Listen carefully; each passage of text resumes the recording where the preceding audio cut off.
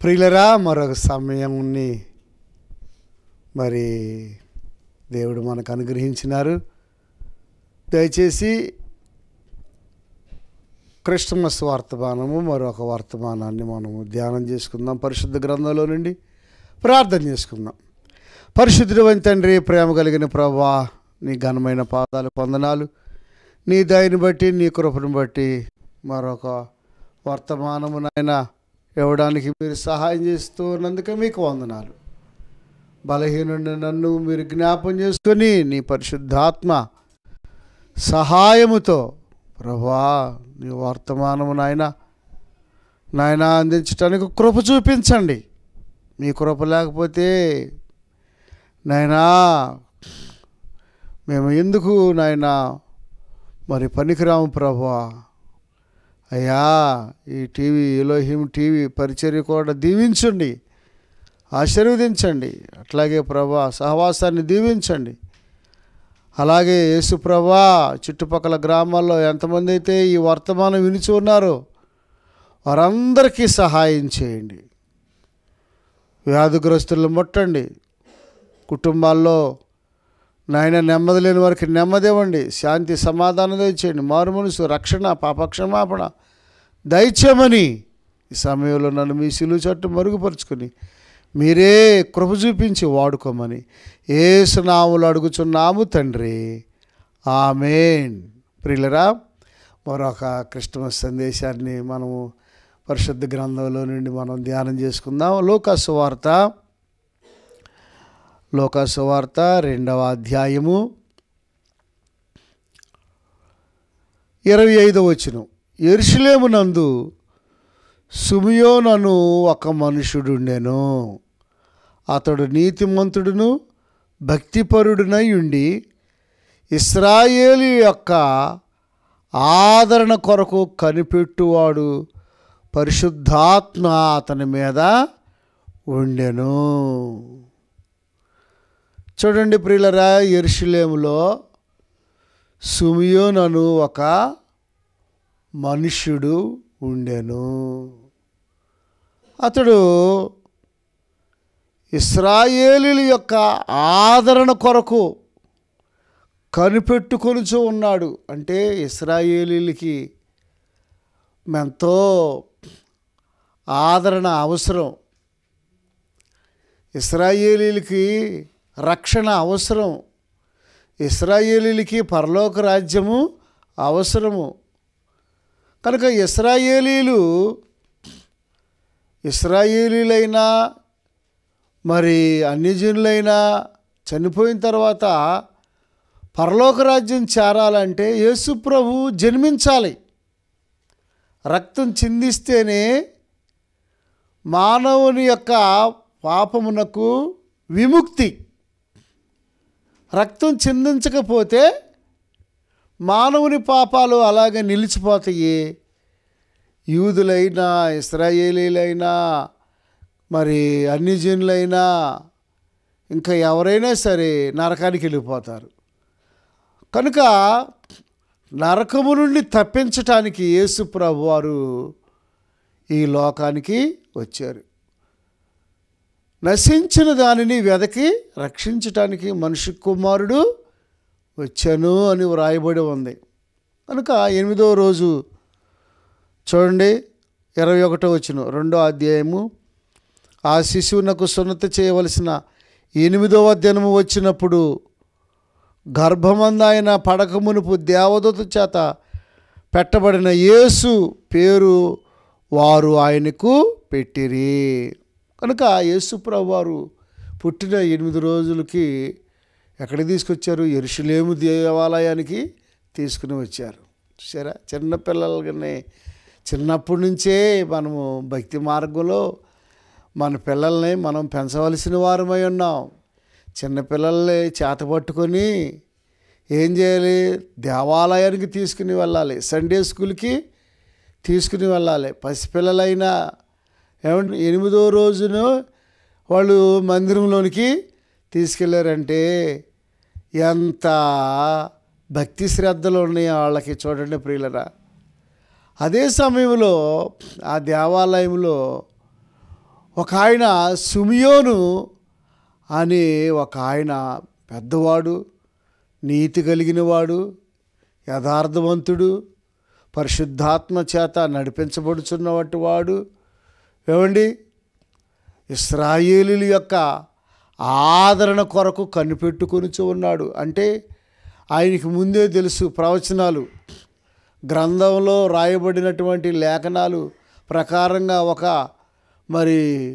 శిశువు పుడతాడు, లోకరక్షకుడు అని ఆయనకి ముందే తెలుసు. ఆయన గురించి కూడా ఒక ప్రవచనం ఏముందంటే 26వ వచనం, అతడు ప్రభు యొక్క క్రీస్తును చూడక మునుపు మరణము పొందడని అతనికి పరిశుద్ధాత్మ చేత బయలుపరచబడి ఉండెను. క్రీస్తును చూడక మునుపు మరణము పొందడని అతనికి పరిశుద్ధాత్మ చేత బయలుపరచబడెను. అంటే ప్రభువును చూచిన తర్వాతే ఆయన మరణిస్తాడు. ప్రభువుని చూడక మునుపు ఆయనకి మరణము పొందాడు. చూసారా ప్రియులరా, ప్రభువుని చూచి ఏమంటున్నాడు ప్రియులరా? ప్రభువుని చూచిన దేవాలయంలోకి తీసుకొచ్చారు. ధర్మశాస్త్ర పద్ధతి చొప్పున 27-28, లోకాసు వార్త 2వ అధ్యాయము 27-28. అంతటా ధర్మశాస్త్ర పద్ధతి చొప్పున ఆయన విషయమై జరిగించుటకు తల్లిదండ్రులు శిశువైన యేసుని దేవాలయంలోనికి తీసుకుని వచ్చినప్పుడు అతడు తన చేతులలో ఆయనను ఎత్తుకుని దేవునిని స్తుతించుచు ఇట్లనెను, ఆ దేవుడే యేసు ప్రభు. ప్రియులారా గమనించండి, దేవుడు అనే పదము కామన్ పదము. ఆ దేవుడు ఎవరు అనే మాటకు వస్తే ఏమండి, యేసు ప్రభు వారు. ఆయనకు యేసు అను పేరు పెట్టుదురు. యేసు అనగా రక్షకుడు. తన ప్రజలను వారి పాపముల నుండి ఆయన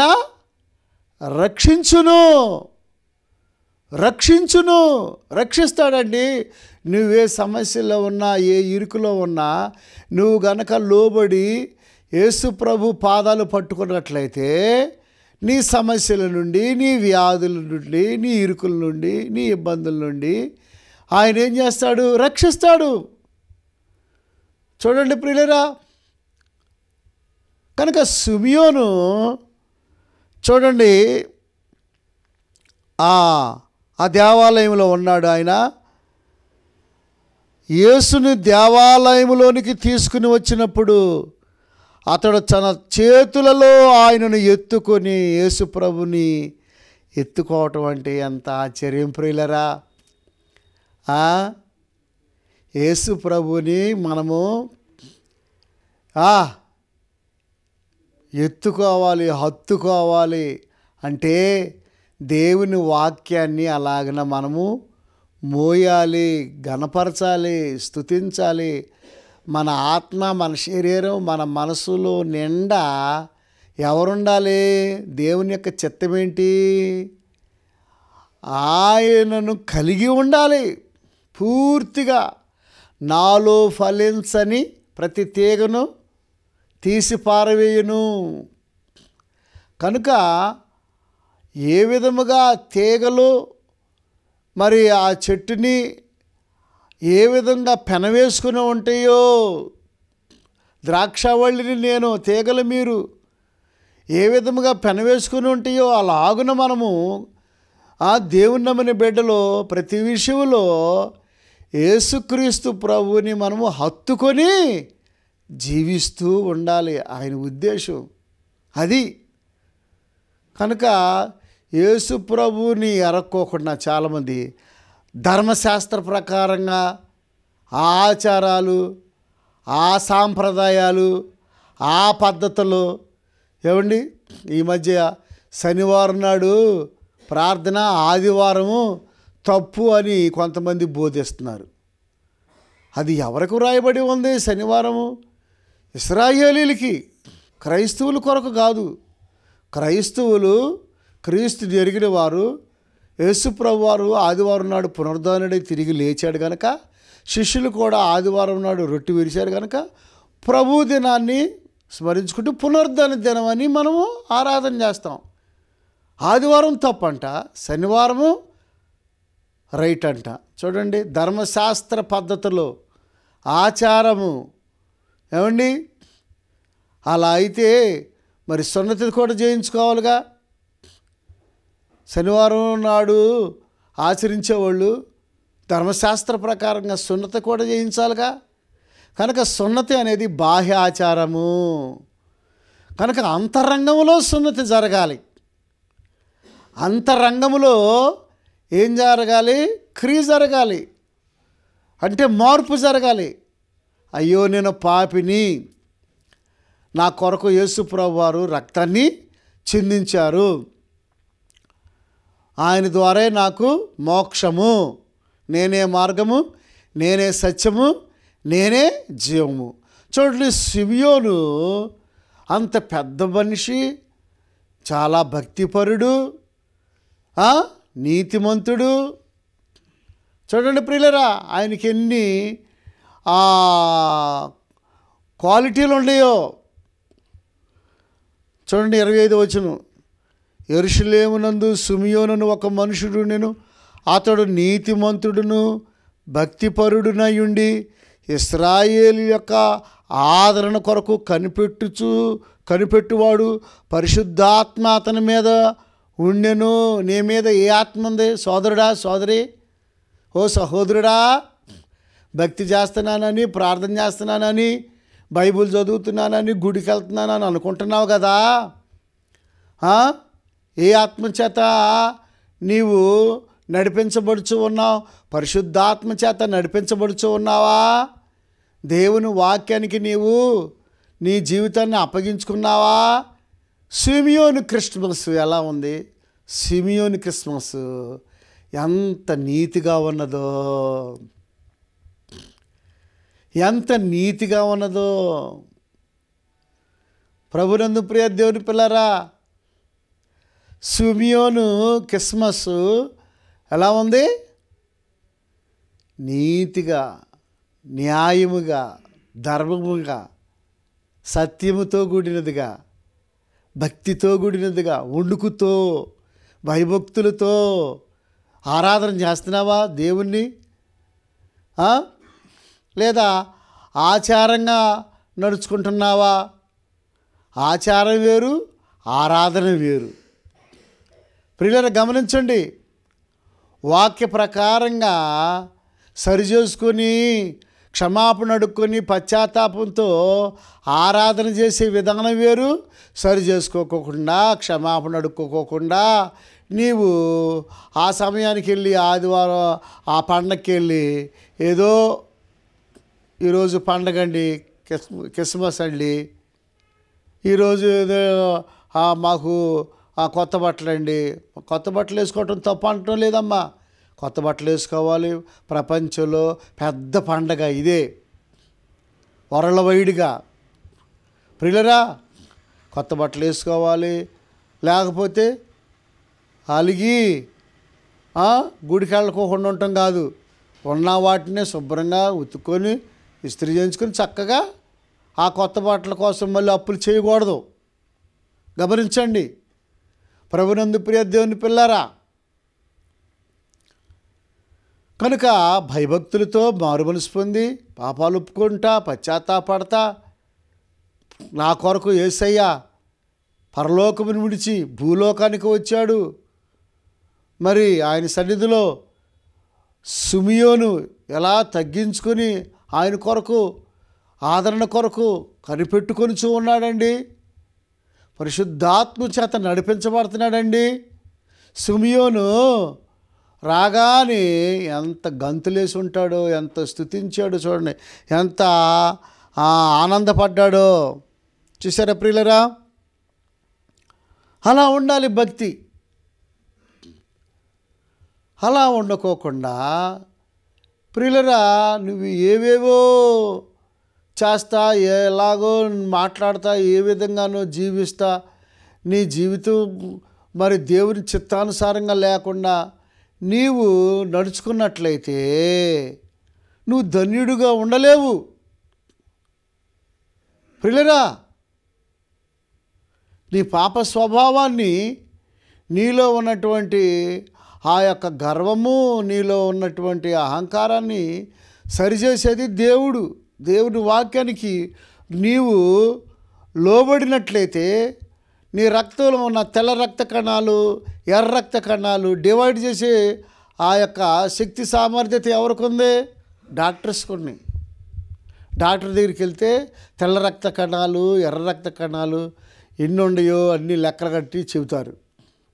అట్లాగే నీ యొక్క స్వభావంలో పాప స్వభావం ఎంత ఉందో, మంచితనం ఎంత ఉందో, ఏది ఎక్కువ ఎంత ఉందో, మోతాదు ఏది ఎక్కువగా చేత నడిపించబడుతున్నావో, దేవుని దగ్గరకు వచ్చి పశ్చాత్తాపడితే నీలో, నాలో, మనలో ఉన్నటువంటి మంచితనం ఎంత ఉంది, చెడ్డ స్వభావం ఎంత ఉంది, ప్రియులారా తేలిపోద్ది. మెనే టేకెలు ఫార్సెల్, నిన్ను త్రాసులో తోచగా నీవు తక్కువైపోయావు. చూసారా? దేవాలయంలో సిమియోను ఏమండి ఎంత భక్తి చేస్తున్నాడో, ఎంత ఇశ్రాయేలీయుల ఆదరణ కొరకు ఒక ఆయన వస్తాడు, ఆ లోకరక్షకుడు వస్తాడు, మనకు పాపాలన్నిటి నుండి ఆయన విడిపిస్తాడు, పరలోక రాజ్యానికి యేసుప్రభు వారు మనల్ని తీసుకుని వెళతాడని కనిపెట్టుకొని ఉన్నాడండి. కనిపెడుతున్నావా? ప్రభు సన్నిధిలో దేవుని చిత్తమేంటో కనిపెడుతున్నావా? సహోదరుడా, సహోదరి, కనిపెడుతున్నావా? నువ్వు కనిపెట్టకపోతే, కనిపెట్టి నీవు వివాహాలు చేసుకోకపోతే, కనిపెట్టి నీవు ఇల్లు కట్టకపోతే, కనిపెట్టి నీవు మరి ఏ పనైనా కనిపెట్టి దేవుని సన్నిధిలో దేవుడు చెప్పినట్లుగా నువ్వు నడుచుకున్నట్లయితే నీ జీవితం ధన్యమవుద్ది. దేవుడు చెప్పకుండా నీవు ఎలాగ నీ మనసుకు తోచినట్లుగా, నీకు అనిపించినట్లుగా, నీవు వాక్యానుసారంగా లేకుండా నీ సొంత ఆలోచనలతో నీవు నడుచుకున్నట్లయితే నువ్వు సిమియోనులాగా యేసుక్రీస్తు ప్రభుని చూడలేవు. ఆ సంతోషాన్ని నీవు అనుభవించలేవు. చూడండి, అతడు తన చేతులలో ఆయనను ఎత్తుకొని దేవునిని స్తుతించుచు ఇట్లనెను. చూసారా? స్తుతి. ఎప్పుడైతే ఆయనను చూచాడో, ఆయన ఎత్తుకున్నాడో, బాలుడే కదా, ఈయన్ని బట్టి మనం ఎందుకు దేవుని స్తుతించాలి? చిన్నపిల్లోడు, నాకంటే చాలా చిన్నోడు అని హేరోదులాగా పగబెట్టుకున్నాడా? ద్వేషం పెట్టుకున్నాడా? ఏమండి, అంతరంగంలో కొంచెమైనా బాధ పెట్టుకున్నాడా? ప్రభునందు ప్రియ దేవుని పిల్లరా, యేసు ప్రభుని తన చేతులతో ఎత్తుకొని ఏం చేశాడు? ఎత్తుకోవటమే కాదు, ఇంకేం చేశాడు? దేవునిని స్తుతించుచు దేవునిని స్తుతించాడండి. క్రిస్మస్ అంటే ఏంటి? వెళ్ళి ఆ రోజు వెళ్ళి ఆ ఒక్కరోజు వెళ్ళి మళ్ళీ ఇక గుడికి రారు. చాలామంది గుడికి రారు.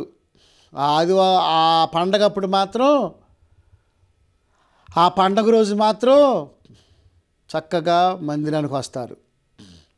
ఇక మిగతా రోజుల్లో ఆదివారాలు కానీ బుధవారాలు కానీ ఏమండి కోటాలకు కానీ కనపడతారా? ఏమండి, ఇతడు ఎప్పటి నుంచి ఉంటున్నాడో ఈ సిమియోను దేవాలయంలో ఉంటున్నాడండి. అంత ధన్యత అండి. దేవాలయముని విడిచిపెట్టక, ధర్మశాస్త్రాన్ని విడిచిపెట్టక, దేవుని సన్నిధిని విడిచిపెట్టకుండా దేవుని సన్నిధిలో కనిపెట్టుకొనుచు ఒక పావురం వలె మందిరములో ఒక ఒలీవ మొక్కలాగా ఆ సన్నిధిలో ఆ యొక్క తన జీవితాన్ని దేవునికి అంకితం చేసుకున్నాడండి. తన జీవితాన్ని దేవునికి ఏం చేశాడు? సమర్పించుకున్నాడు. మందిరంలో ఆ కోటల్లో కొద్దిసేపే ఉంటాం. ఆ ముందొచ్చి పని చేయవు, వెనకాల వచ్చి అదంతా పనిచేయవు, ముందు కనపడవు, వెనకాల కనపడవు. కొంతమంది ఆ సమయానికే కనపడతారు, ఆ కూటం సమయానికే కనపడతారు. నీ హృదయాన్ని దేవుడు చూస్తున్నాడు. తమ్ముడు, చెల్లి, నువ్వెంత పరిచర్య చేస్తున్నావో, దేవుని సన్నిధిలో ఎంత తగ్గించుకుంటున్నావో, దేవుని సన్నిధిలో ఎంత నమ్మకంగా ఉంటున్నావో, దేవుని సన్నిధిలో ఎంత నీతిగా ఉంటున్నావో. నీ మాటలను ఆయన కొలుస్తాడు, నీ మనసును ఆయన కొలుస్తాడు, నీ యొక్క తలంపులను ఆయన కొలుస్తాడు, నీ ఉద్దేశాలను ఆయన కొలుస్తాడు. ఏ రోజుకు ఆ రోజు ఏ విధంగా నువ్వు వ్యవసాయం చేస్తున్నావో, ఏ విధంగా ఏ రోజుకు ఆ రోజు కూలికి వెళ్ళినప్పుడు ఏ రోజుకు ఆ రోజు డబ్బులు తెచ్చుకుంటున్నావో, నీ క్రియలను బట్టి, నీ బిహేవియర్ని బట్టి, నీ ప్రవర్తన బట్టి దేవుడు కూడా జీతం ఇస్తాడు. ప్రియులరా, దేవుని స్తుతిస్తున్నావా? దేవునిని ఘనపరుస్తున్నావా? చూడండి, ఇక్కడ మనం చూసినట్లయితే దేవునిని స్తుతించుచు, చూసారా, ఇట్లా నేను నాదా ఇప్పుడు నీ మాట చొప్పున సమాధానముతో నీ దాసుని పోనిచ్చుచున్నావు. అంటే అతనికి రక్షణ వచ్చిందండి. ప్రభుని చూచిన ఆ సిమియోను ధన్యుడయ్యాడండి. ఆ ప్రవచనాన్ని ఆయన అంగీకరించాడండి. ప్రభునందు ప్రియ దేవుని పిల్లరా, లోకరక్షకుడు ఈ యేసే అని నమ్మాడండి. నమ్మినప్పుడు మనకి ఏం కలుగుద్ది? సమాధానం దొరుకుద్దండి, సంతోషం దొరుకుద్దండి, ఆనందం దొరుకుద్దండి, ఎక్కడ లేనటువంటి ఆ ఆరోగ్యం వచ్చుద్దండి. చూడండి ప్రియులరా, నీ మాట చొప్పున సమాధానముతో నీ దాసుని పోనిచ్చుచున్నావు. నీ మాట చొప్పున. ఆయన మాట, ఆయన చిన్నపిల్లోడుగా ఉన్నాడు. ఏమన్నా వాక్యం చెప్పాడు సిమియోనికి? చెప్పరేంటండి? అయినా సరే ధర్మశాస్త్రంలో రాయబడినట్లుగా ఆ గోవలు, ఆ పావురములు ఆ బలిగా సమర్పించుటకు 2 పావురపు పిల్లలనైనను, గువ్వల జతనైనను, 2 పావురపు పిల్లలైనను బలిగా సమర్పించుటకు వారు ఆయనను యెరూషలేమునకు తీసుకుని వచ్చిరి. అంటే ఆ గువ్వలు, ఆ పావురం ఎవరో? యేసుప్రభు. ఏమండి, ధర్మశాస్త్ర ప్రకారంగా ప్రభు వచ్చేంతటి వరకు పావురాలను కానీ గోవులను కానీ బేదలు అర్పిస్తారు, సమర్పించుకుంటారు. ఆ చిన్న బిడ్డలో అట్లాగా వాళ్ళ పాప క్షమాపణ అట్లాగా ధర్మశాస్త్రంలో అలా వ్రాయబడి ఉంది.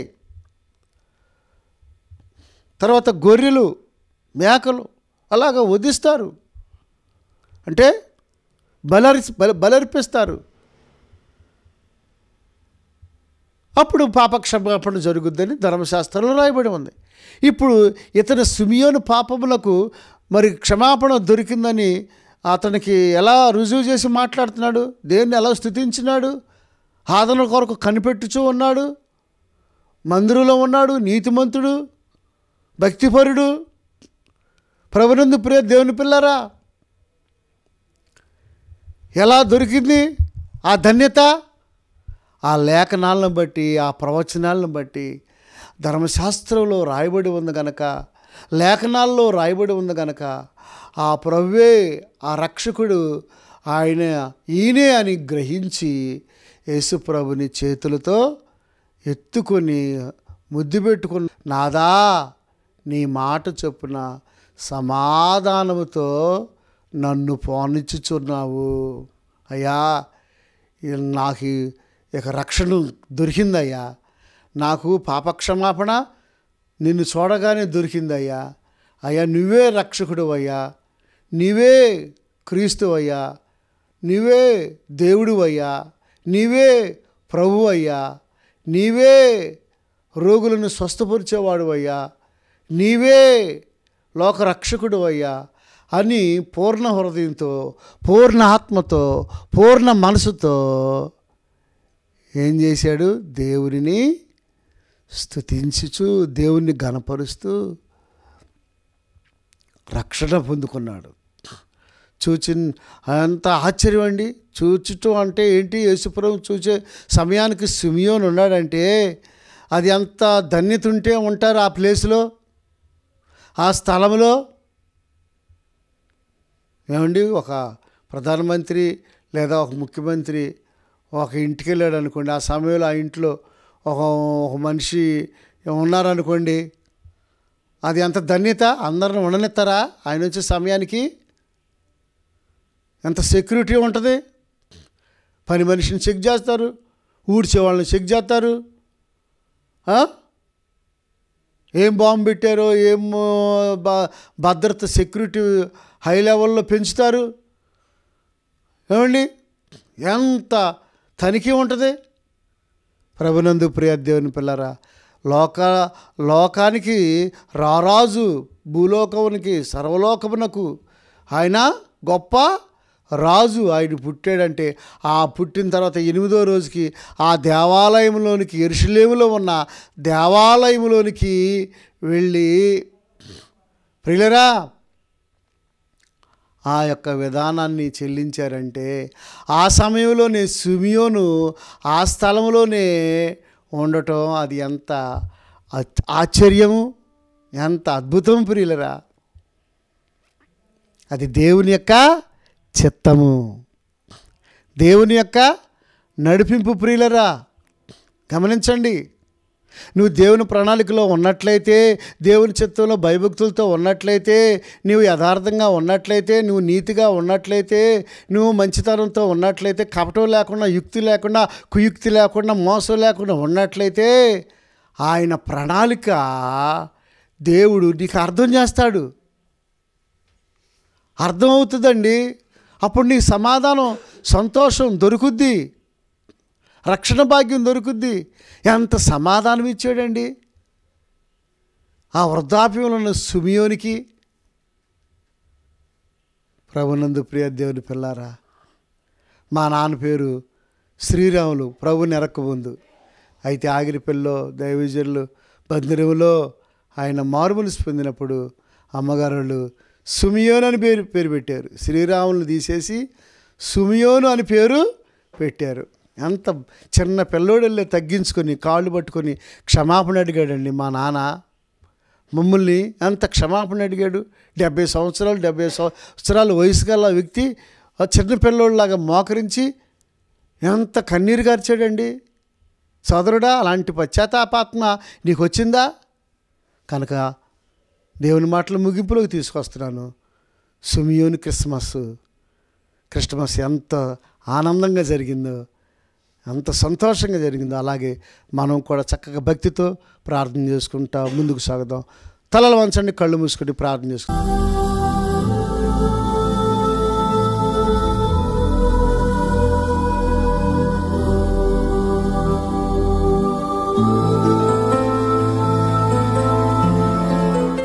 పరిశుద్ధుడైన తండ్రి, ప్రేమ కలిగిన ప్రభువా, నీకు వందనాలు. దేవా, ఈ సమయంలో నన్ను మీ సిలువ చాటున మరి మరుగుపరుచుకొని మీరు మాట్లాడారు ప్రభువా.